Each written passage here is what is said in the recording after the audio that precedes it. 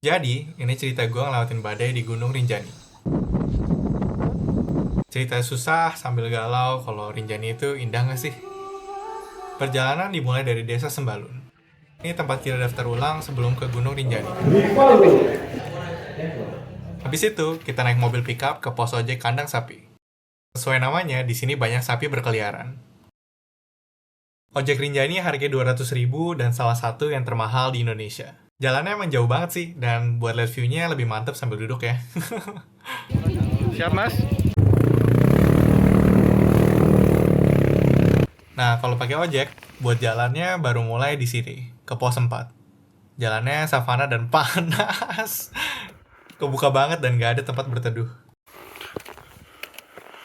Pos 4 terkenal bukan karena apa-apa, tapi gara-gara Ronaldo. Jujur, gue gak ngerti bola, jadi ini so-soan memperingati doang ya. Abis ini itu tempat yang namanya Bukit Penyesalan.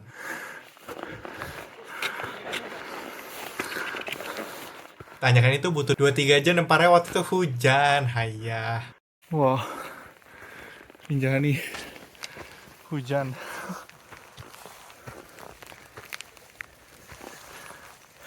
Gila. Lagi musim kemarau banget padahal. Kayak gini terus sampai Pelawangan. Udah gitu, makin ke atas kabutnya makin tebel lagi.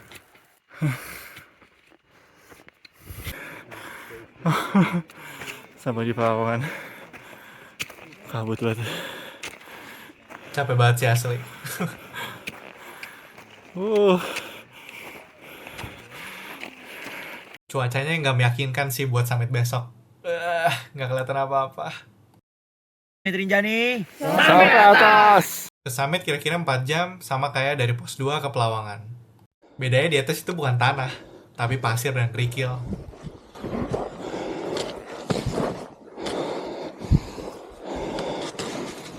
Ini bagian yang paling nyapein menurut guide.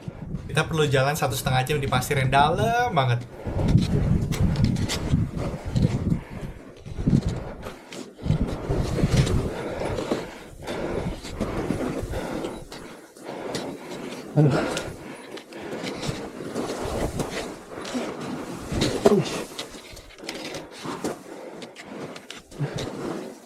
Summit Rinjani rasanya kayak lawan diri sendiri sih. Nggak maju-maju karena pasir. Udah gitu nggak kelihatan apa-apa, cuma bawa kaki doang. Untung nggak lagi badai. Ini parah sih. Nggak kelihatan apa-apa, dingin banget lagi.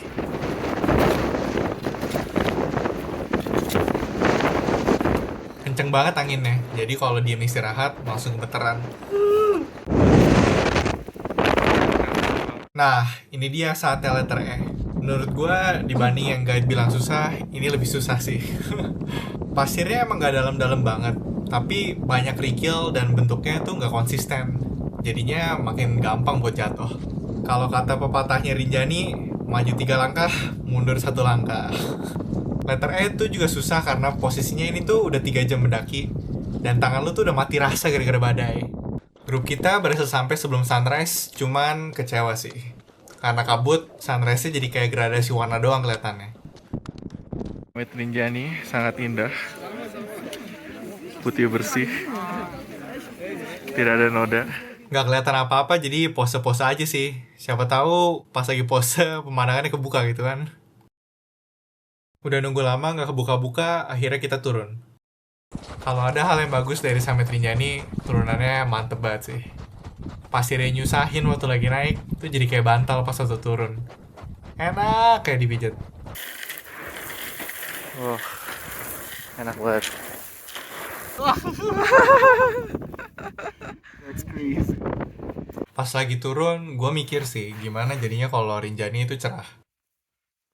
Sebenarnya sepanjang jalan tuh kelihatan ada pemandangan dikit-dikit, tapi gara-gara kabut tetap nggak kelihatan sepenuhnya gitu kan.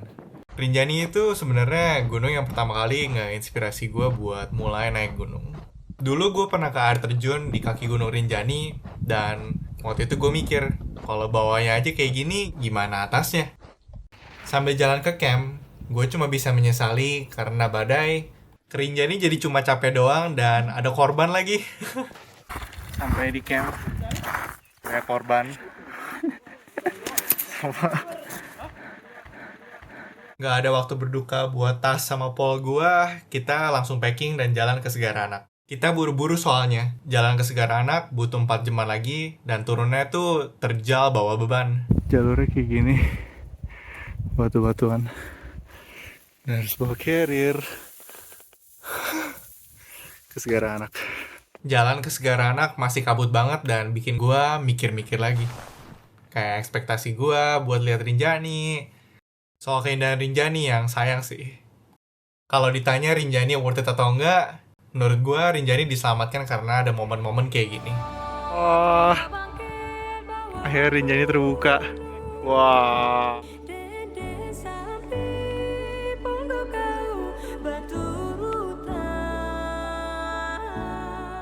Hebat sih, abis lihat view dikit langsung gak capek lagi. Dewi Anjani gak tersenyum, tapi kita disambut sama Segara Anak.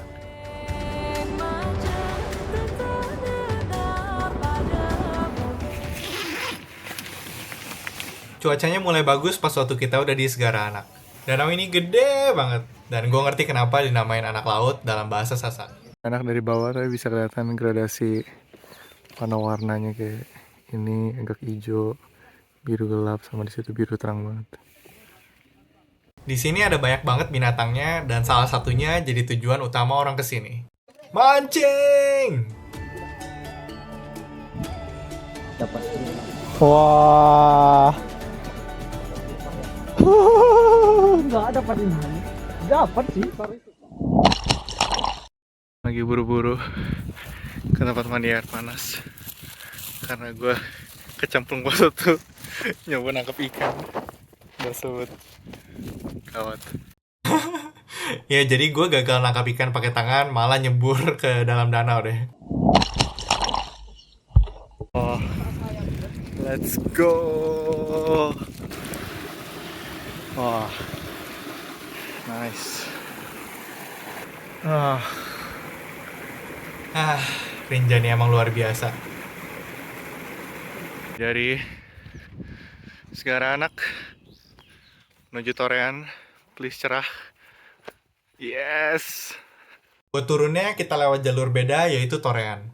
Jalur ini terkenal panjang dan juga curam. Torean dibilang jalur turun, tapi ya isinya banyak tanjakannya juga sih. Cuma yang sebenarnya bikin lama buat Torean itu bukan cuma panjang sama susahnya, tapi gara-gara view-nya yang bagus banget. Wah. Wah.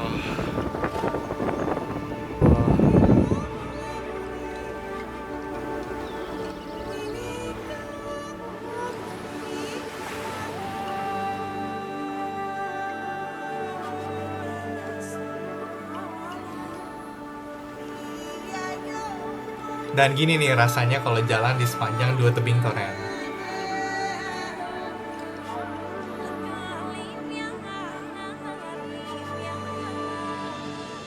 Air juga banyak di jalur ini.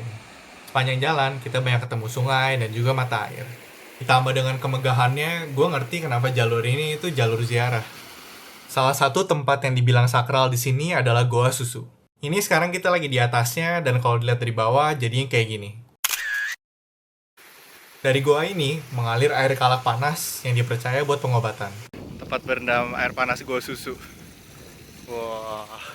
Gue gak masuk karena gak ngerti adatnya gimana, jadi gue coba menghormati pakai cara gue sendiri.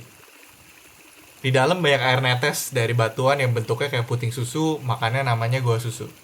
Orang-orang juga latihan spiritual di sini, dan katanya kalau hatinya kotor atau niatnya jahat, bakal celaka dalam goa. Air kalak kecut, jadi kalau mau minum harus ke mata air. Buat nyampe mata airnya perlu daki lumayan jauh, tapi rasanya kayak nama mata airnya. Banyu Urip, air kehidupan. Air kehidupan taruhan. Seger banget sih emang. View-nya juga bikin hidup lagi. Sebelum sampai camp Kebon Jeruk, kita menutup jalur sakral ini dengan melipir jurang. Dulu di sini nggak ada tali atau pijakan, jadi sambil nonton sambil dibayangin aja ya.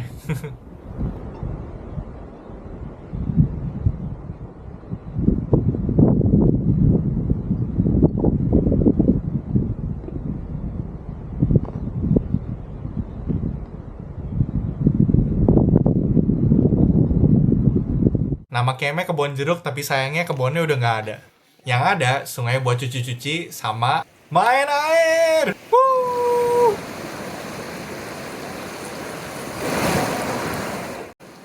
Anak baik-baik jangan ikutin ya, badan bakal sakit semua soalnya.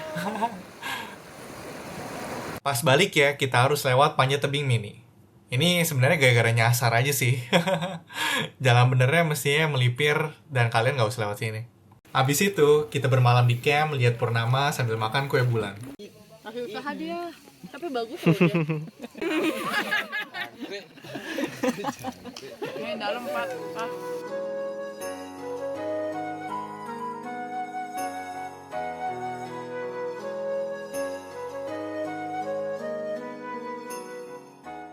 Kita berangkat dari kebun ke desa Torean di hari terakhir. Di dekat sini, ada spot terakhir yaitu air terjun tertinggi Rinjani, air terjun Penimbungan. Setelah ini kita masuk hutan, dan meskipun ini bukan bagian ikoniknya Rinjani, menurut gue tetap mewarnai perjalanan. Di dalam sini juga ada batu gede yang mistis. Tolong jaga diri ya. Irisan Angka itu mata air terakhir. Nice. Sebelum 2 jam perjalanan ke desa Torean. Semua ada di Rinjani. Dari savana, pasir, danau, hutan, dan lain-lain. Dan buat gue sendiri, kalau ditanya apakah Rinjani itu gunung terindah atau enggak, jawabannya, yo Cicit telinga sumping dari Jawa, datangnya kacibu bawa kepiting 2 ekor, cacabu dalam belang api, hidung gigi ronggang, sampai ketawa dolong di pancung raja tunggu.